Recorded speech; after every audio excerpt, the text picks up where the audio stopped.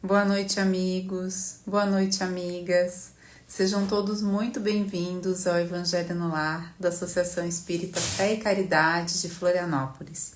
Nós nos reunimos aos domingos às 20 horas para juntos fazermos uma prática do Evangelho no Lar e seguimos o roteiro que nos foi ensinado a todos pela espiritualidade amiga, um roteiro que consta em muitas edições do Evangelho segundo o Espiritismo, que é uma prece inicial, a leitura de um trecho do Evangelho. Você pode escolher abrir esse trecho a qualquer momento, ou pode seguir uma sequência lógica semana após semana. Na sequência da leitura a gente faz alguns comentários e depois faz uma prece final. E é super simples, e o importante é que a gente mantenha esse hábito todas as semanas, e assim a gente vai convidando, Jesus para nossa casa mental, para o nosso coração. Então, muito boa noite a todos que estão entrando por aqui. Já vi que está por aqui. Boa noite, Mirella. Boa noite, Michele, Giovana, Miriam, Vanessa, Lucimar.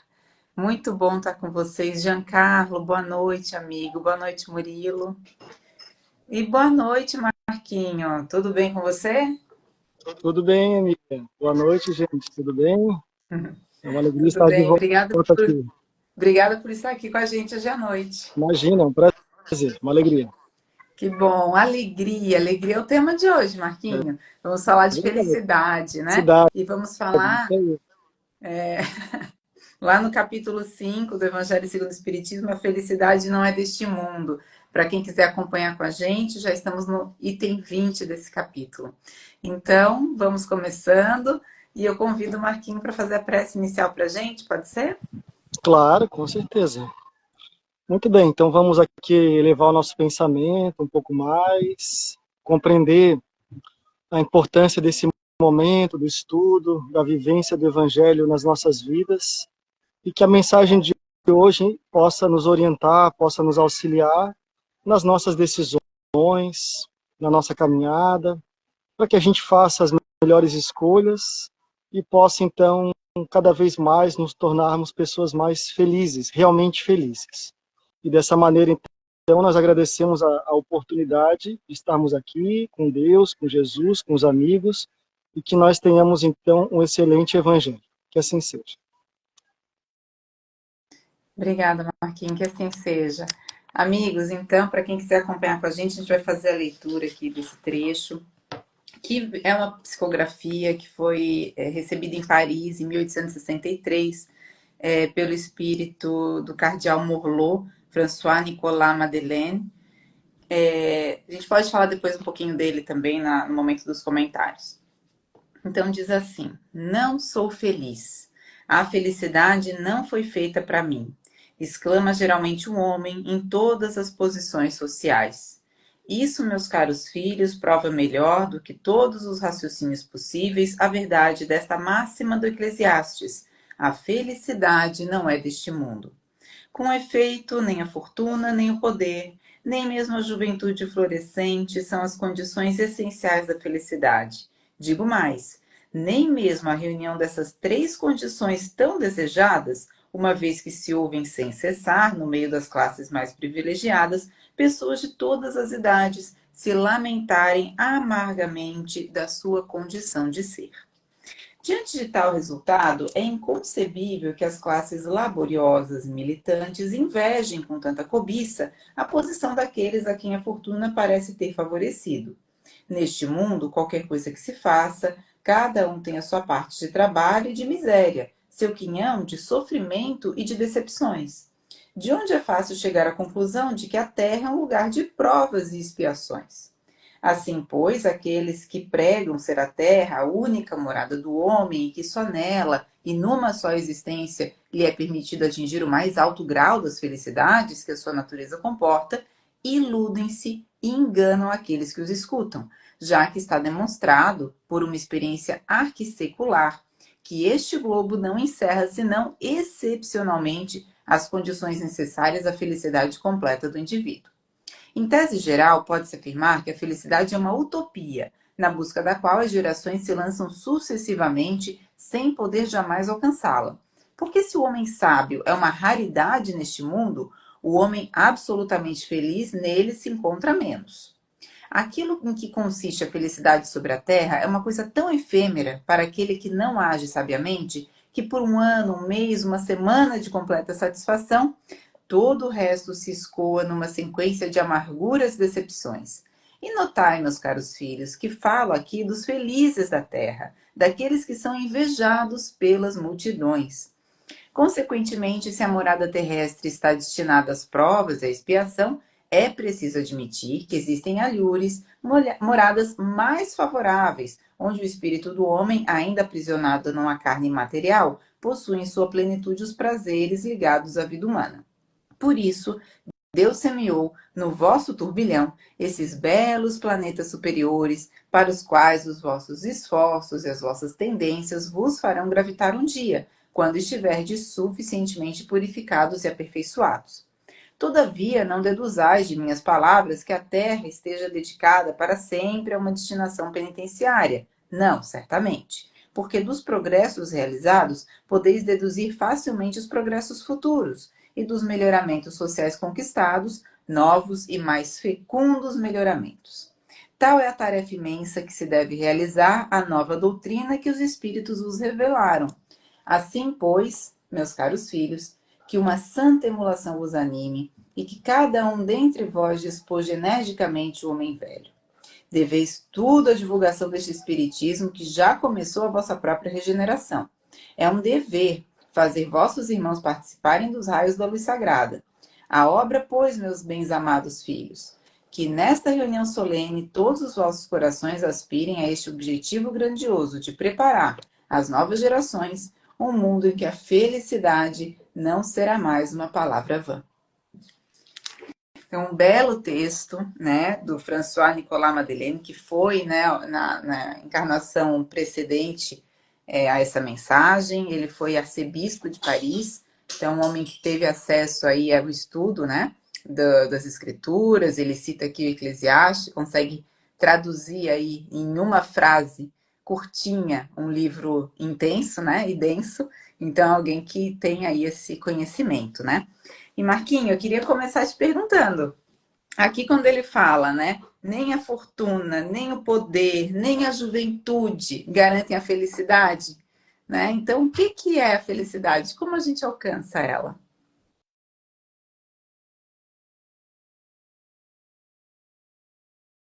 Fui tirar o áudio aqui e tirei a imagem. Então, vamos lá. Perguntinha boa essa, né? Bem fácil de responder.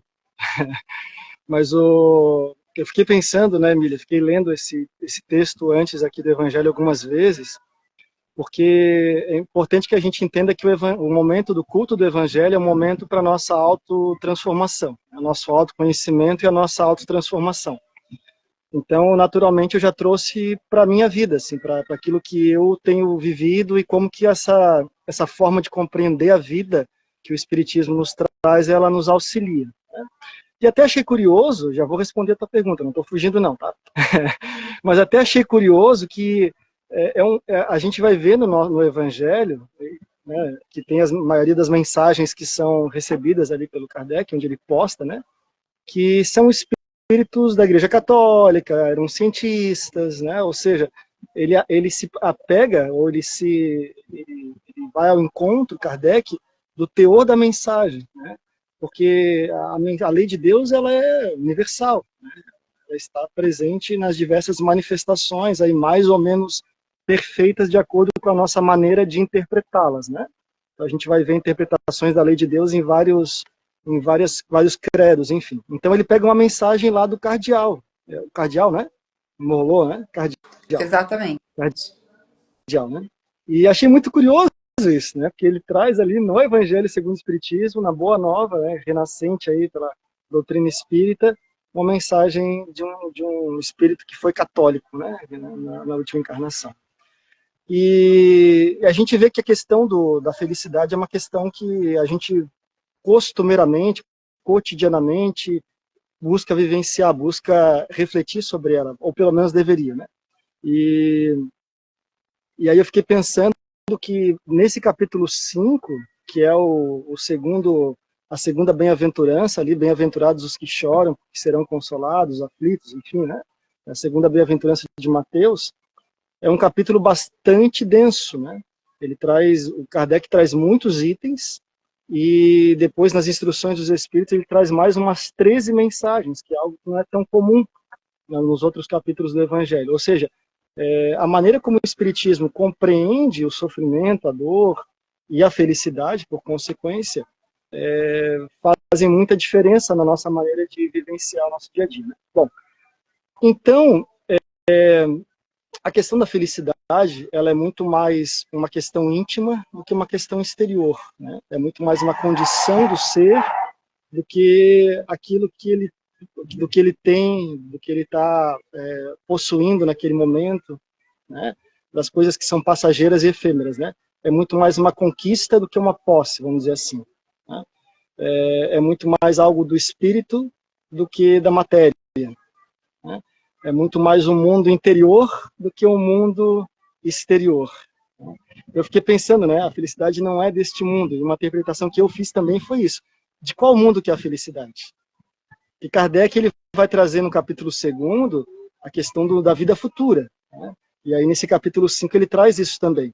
Que é aquilo que muitas coisas que Jesus, a consolação que Jesus promete aos aflitos, ela certamente não é prometida para essa existência, né?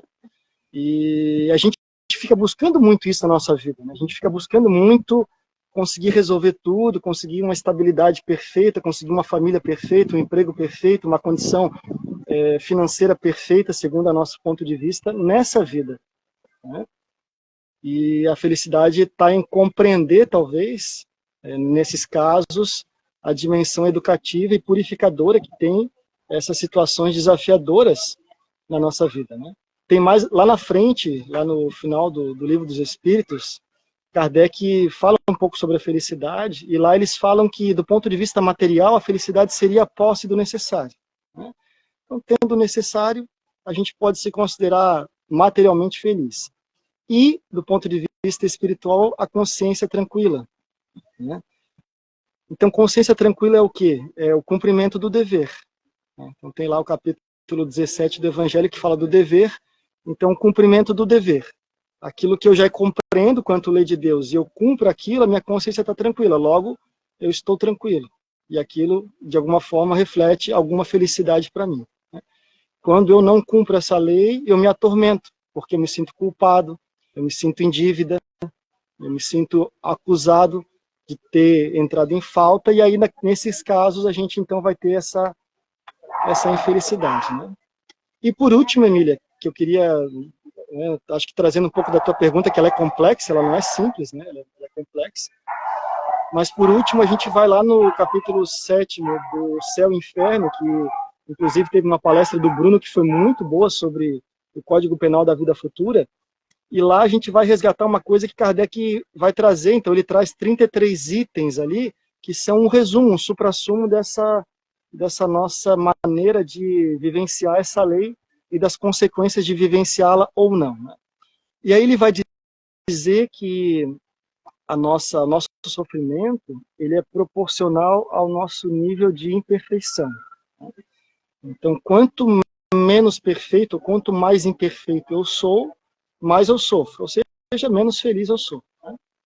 Então, quanto mais eu avanço, mais eu consigo aí vivenciar as leis de Deus, praticá-las e fazer o bem, que é a caridade, mais eu vou me tornando perfectível, perfeito, né? Menos imperfeito, e logo eu vou conquistando mais essa felicidade. Então, resumidamente, poderia dizer que quanto mais a gente cumpre as leis de Deus, de acordo com a nossa consciência, mais nós estamos caminhando ao encontro da verdadeira felicidade. Porque os prazeres do mundo podem dar prazer, mas não são felicidade. Né? São prazeres que a gente pode ter, que tudo bem, a gente acaba tendo, mas eles não vão fazer parte dessa construção íntima que vai ser o nosso céu interior, né? Que vai trazer a verdadeira felicidade. Ponto. Muito legal, Marquinho. Que legal esse raciocínio e a forma como você foi trazendo para a gente. Eu fiz algumas anotações aqui, gente, do que o Marquinho nos trouxe.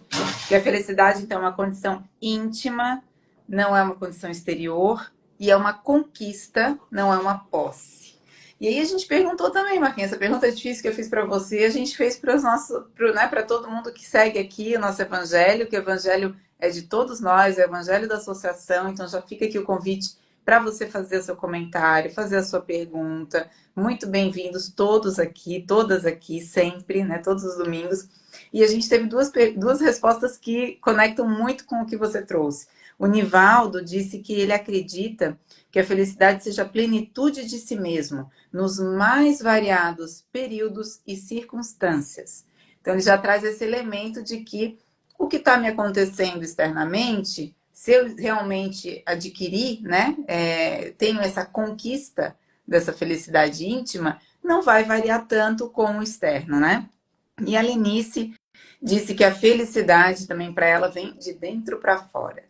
Então, dois conceitos aí que resumem bem também o que o Marquinho nos trouxe.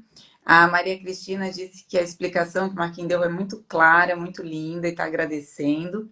Marlete, boa noite, minha querida. Muito bom estar aqui com vocês. Gente, só ampliando aqui um pouquinho, então, né, falar um pouquinho mais a respeito aqui desse texto, especificamente do Cardeal Morlot.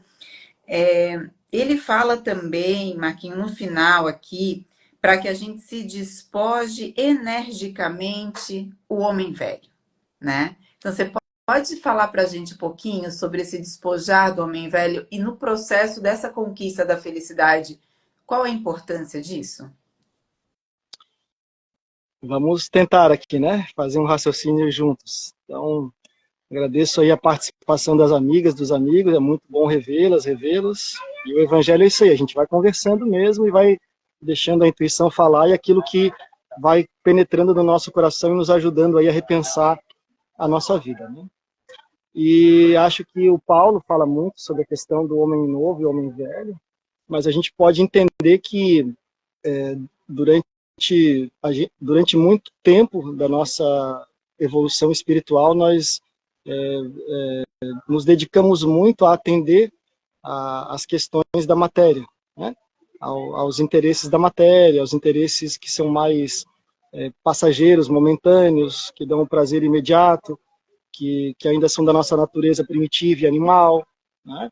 Que são ligados ao orgulho, ao egoísmo, à vaidade, à exacerbação dos desejos. Então, tudo isso constitui ainda essa pessoa velha, esse homem, essa mulher velha, esse espírito velho, né?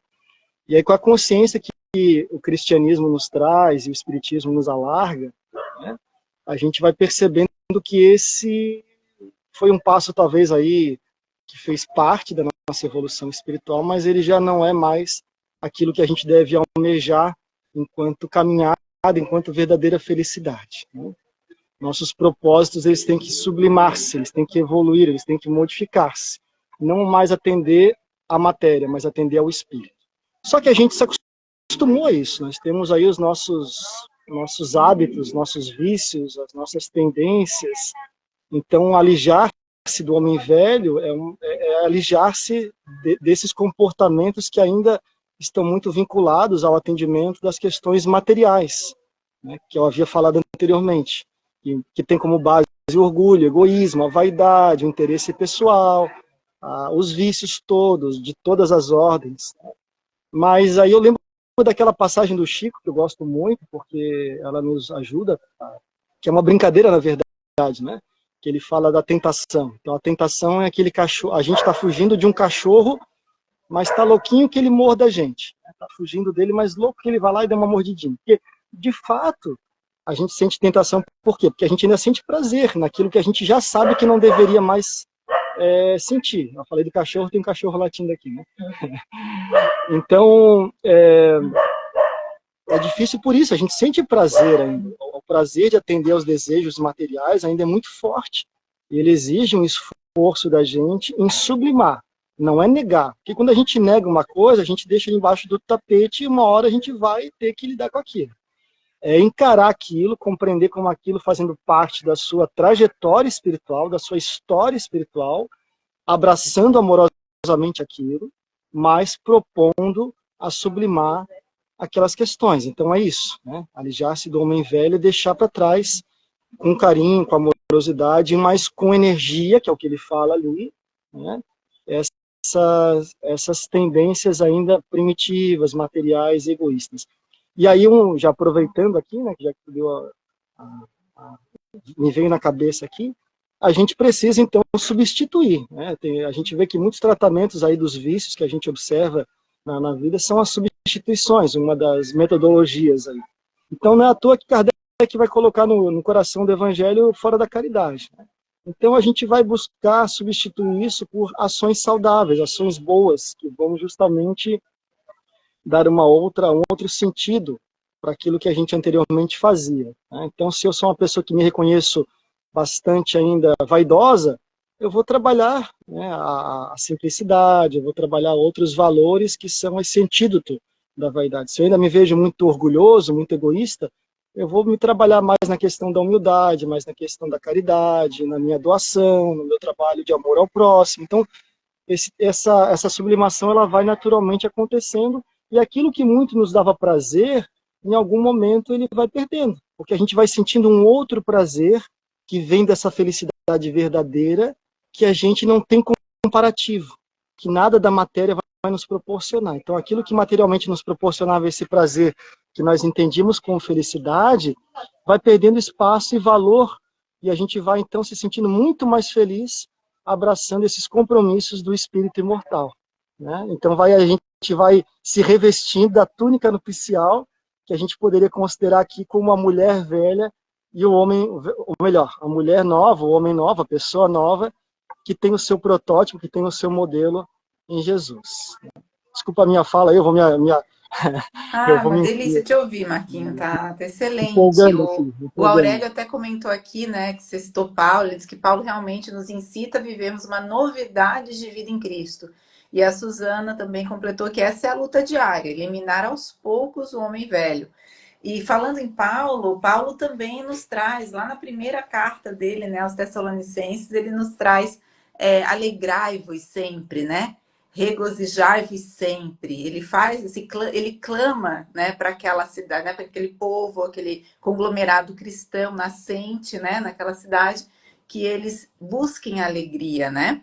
E aí é muito interessante, porque quando a gente vai ver, né, que alegria é essa e de onde vem essa alegria, ela é uma alegria assim fundamentada, né, nesse novo viver, nessa forma, né, que Jesus nos traz desse novo viver que está baseado em fazer o bem, está baseado na caridade, está baseado no amor ao próximo.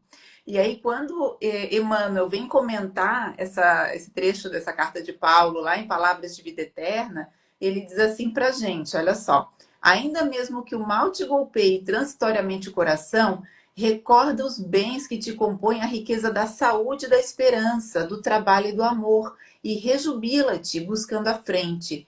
Tédio é deserção, pessimismo é veneno. Encara os obstáculos de ânimo firme e estampa o otimismo em tua alma, para que não fujas aos teus próprios compromissos perante a vida. Serenidade em nós é segurança nos outros. O sorriso de paz é arco-íris no céu de teu semblante. Regozijai-vos sempre, diz-nos o apóstolo Paulo. E acrescentamos: rejubilemos em tudo com vontade de Deus, porque a vontade de Deus significa bondade eterna. Então a gente tem esse elemento, né, dessa busca da construção na nossa fé em Deus, de entender que as intempéries, que os momentos transitórios, né, isso também passa, né, como diz Maria, né, para Chico, né, através de Bezerra de Menezes, isso também passa. Então, o mal, aquilo que a gente sente como mal hoje, por vezes, quando a gente amplia esse olhar, é, na verdade, uma grande necessidade, né? Uma expiação, às vezes também uma prova, algo que vem para nos construir, né? Para nos fazer esse homem novo também, essa mulher nova. E ampliando aqui também, Marquinhos, vou pedir licença, não é literatura espírita, longe da literatura espírita, mas a mensagem, ela é muito, para mim, ela é muito cristã e, portanto, não foge da literatura espírita. Que quando a gente fala de alegria, né, eu lembrei desse livrinho, um livrinho de criança, que a Ellen tem, que é um guia de felicidade diária para crianças. Olha só, o subtítulo é esse. E o título do livro é Você encheu um baldinho hoje? E aí esse livro ele é muito bonitinho, porque ele diz assim, ó, que todos nós, no mundo inteiro, toda pessoa carrega um baldinho. E que esse baldinho ele é invisível, então a gente não vê, mas está lá, né? E a função desse baldinho, ele tem um propósito só. Ele segura nesse baldinho, né? O propósito dele é segurar os nossos bons pensamentos e os nossos bons sentimentos sobre a gente mesmo. Se esse baldinho tá cheio, a gente tá feliz. Se o baldinho tá vazio, a gente se sente sozinho, né? E triste. E aí, todo mundo anda por aí com seu baldinho, alguns com baldinho cheio, outros com baldinho, né, com baldinho vazio. E só tem um jeito de encher o baldinho. O único jeito de encher o baldinho é quando a gente faz o bem para outra pessoa. A gente não consegue encher o nosso próprio baldinho sozinho. A gente só consegue encher o baldinho se a gente fizer o bem para alguém. E tem algumas pessoas que elas veem os outros de baldinho cheio, elas acham assim, ah, ela tá de baldinho cheio, o meu tá vazio, eu vou esvaziar o dela. Quem sabe eu encho o meu, né? E aqui nesse livro já é uma liçãozinha sobre o bullying, né, para as crianças. E isso não dá certo. Você se esvaziar o balde do outro, o seu vai continuar vazio. Não funciona. Daí diz assim, para encher o seu baldinho, o único jeito mesmo é encher o baldinho alheio. Aí o seu automaticamente vai encher. Que é isso que o Marquinhos estava falando, né? A gente viver na caridade, fazer o bem, né? Vai enchendo o nosso baldinho de alegria. E daí ele dá ideias aqui, olha só. Por que você não fala palavras de amor para as pessoas que moram com você? Né? Vai encher o baldinho deles e vai encher o seu também. Olha só, por que você não dá um oi para o motorista do ônibus quando você entra? Ele vai sorrir, vai encher o baldinho dele e vai encher o seu também. Ó, tem uma criança nova na escola, por que você não convida ela para brincar com você? Né? Vai encher o baldinho dela e vai encher o seu também. Escrever uma notinha de obrigado para o professor, agradecendo, de novo, vai encher também o seu baldinho. Dizer para o seu avô que você gosta de passar tempo com ele. Agradecer as pessoas que fazem o serviço do dia a dia, o carteiro, né? As pessoas que recolhem o lixo. Tudo isso ajuda a encher o baldinho. E daí ele encerra dizendo assim, ó, se você é uma pessoa que enche baldinhos, você vai fazer a sua casa, a sua escola, o seu bairro, lugares melhores para todo mundo. Então, me lembrei, né? O guia da felicidade diária aqui das crianças pode ser o nosso também, né? Nossa, incrível, né? Incrível, porque isso aí é totalmente cristão, tal. Não se coloca com essa tarjeta, com esse, né, esse título, mas a gente pode interpretar como um texto bastante cristão, né? Uhum. E fiquei pensando, Emília, quando tu lia, que tem uma frase do Emmanuel que ele vai comentar sobre o reino dos céus, né? E aí o reino dos céus é essa busca pela felicidade interior, era aquilo que se prometia, né? Aquilo que se promete, a busca. Jesus fala, né? Bem-aventurados os pobres de espírito, porque deles é o reino dos céus. Então quem é humilde vai alcançar o reino dos céus, que é, em resumo, a felicidade interior, né? Uhum. E aí Emmanuel ele vai dizer o seguinte, o reino dos céus, ele tem uma mensagem que se intitula O reino dos céus está próximo. E ele fala que o reino dos céus está próximo, sobretudo em nossa capacidade de construí-lo por dentro de nós mesmos, que foi o que a nossa amiga falou ali, eu esqueci o nome dela, através do céu que possamos oferecer para a alma do próximo. Essa frase eu acho uma coisa assim que, né, Repete eu pra gente, Marquinho, repete, por favor. sempre que eu pronuncio eu me emociono, assim, que ela é: o reino dos céus está próximo, sobretudo em nossa capacidade de construí-lo por dentro de nós mesmos, através do céu que possamos oferecer à alma do próximo. Então, Olha isso. resumindo, é o baldinho.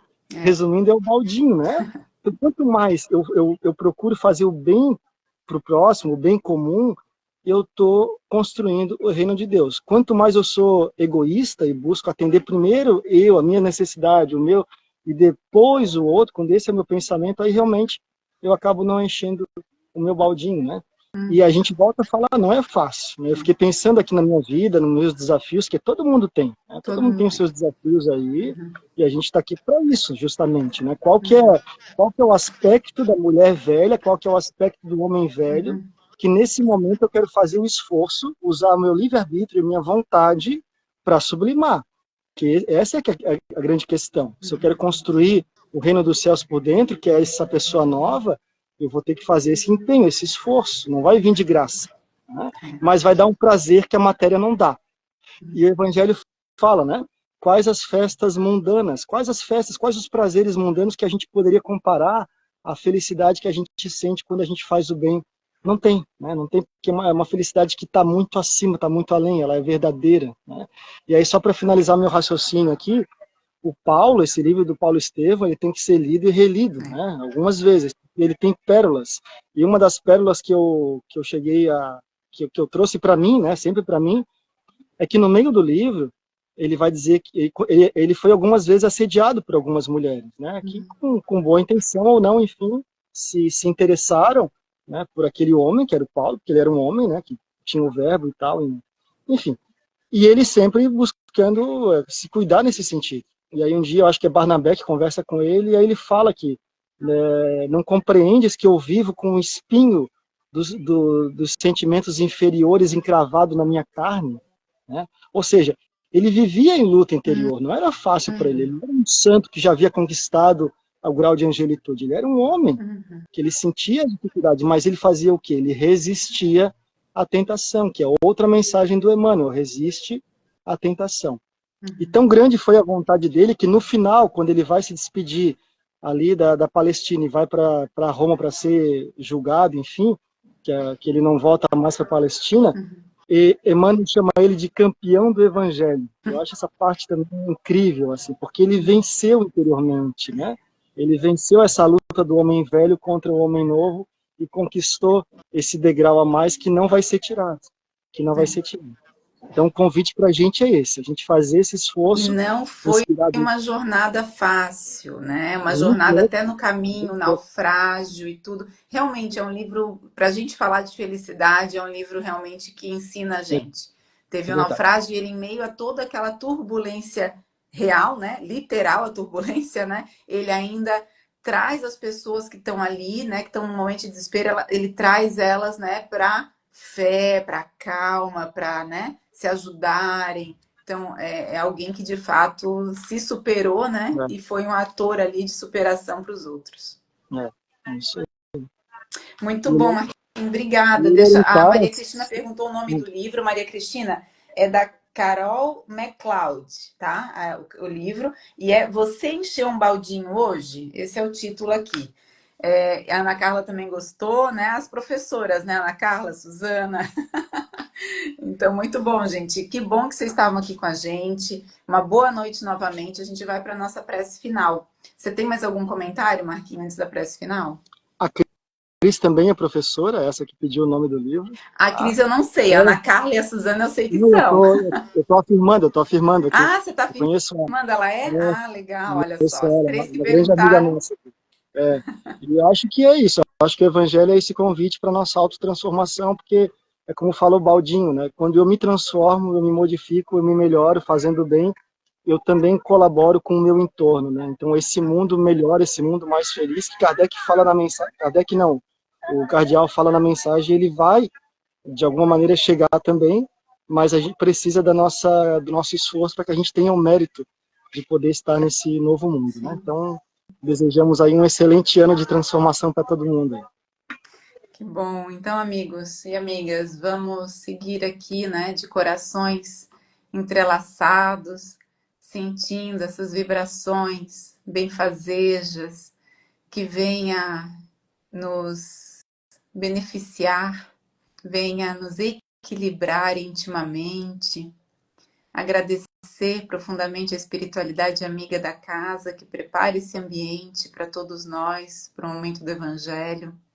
Agradecer a Jesus, nosso amigo e mestre, pelo exemplo, pelo caminho, a Paulo, a todos aqueles que trouxeram para a gente, né? A Emmanuel, citamos aqui também, ao Cardeal Marlot, a Allan Kardec, a todas essas figuras importantes que vieram nos trazer na prática o que é a construção da felicidade dentro de nós e que possamos pegar desses ensinamentos também de todos esses ensinamentos que o Marquinho trouxe aqui para a gente hoje, todas essas reflexões que tanto nos ajudam, e colocá-las em prática no nosso dia a dia, a partir de já, a partir dessa semana, que a gente possa encarar de um jeito novo as situações que nos acontecem, que a gente possa encontrar em nós a resiliência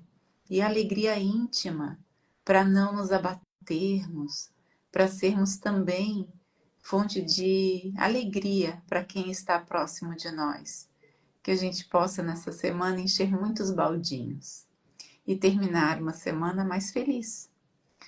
Que assim seja, estejamos todos em paz ao longo dessa noite de domingo e até o próximo domingo, até o próximo evangelho. Tchau, gente. Um abraço e até a próxima. Boa semana. Boa semana a todos. Tchau, Valeu. tchau.